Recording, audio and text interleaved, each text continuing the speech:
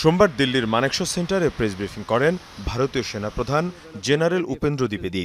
এ সময় সামরিক বাহিনীর বিভিন্ন কর্মকৌশল পরিকল্পনা সহ নানা ইস্যুতে গণমাধ্যম কর্মীদের প্রশ্নের জবাব দেন তিনি। এ সময় উঠে আসে বাংলাদেশ প্রসঙ্গ। ভারতীয় সেনাপ্রধান বলেন, প্রতিবেশী হিসেবে বাংলাদেশের সাথে সম্পর্ক এবং বোঝাপড়া থাকতে হবে ভারতের। কৌশলগত কারণে বাংলাদেশ অত্যন্ত গুরুত্বপূর্ণ আমাদের কাছে, এমনকি তাদের ক্ষেত্রেও বিষয়টা একই। তাই প্রতিবেশী হিসেবে আমাদের একসাথেই থাকতে হবে, নিজেদের মধ্যে বোঝাপড়াও থাকতে হবে। এমন কোনো কিছু করা উচিত হবে না যাতে আমাদের সম্পর্কে নেতিবাচক প্রভাব পড়ে। 5 আগস্ট শেখ হাসিনা দেশ ছেড়ে পালানোর সময়ও বাংলাদেশের সেনাপ্রধানের সাথে যোগাযোগ হয় বলে জানান ভারতের সেনাপ্রধান। রাজনৈতিক পট পরিবর্তন হলেও দুই দেশের সামরিক বাহিনীর মধ্যে সম্পর্ক স্বাভাবিক আছে বলেও জানান তিনি।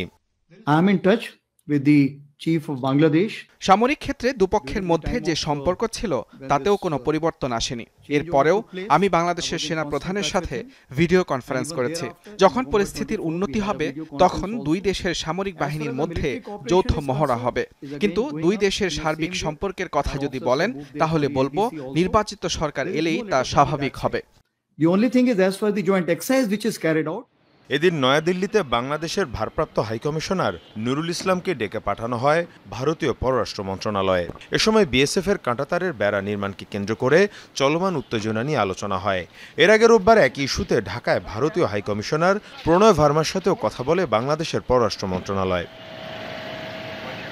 মীর মুশফিকা হাসান, যমুনা নিউজ।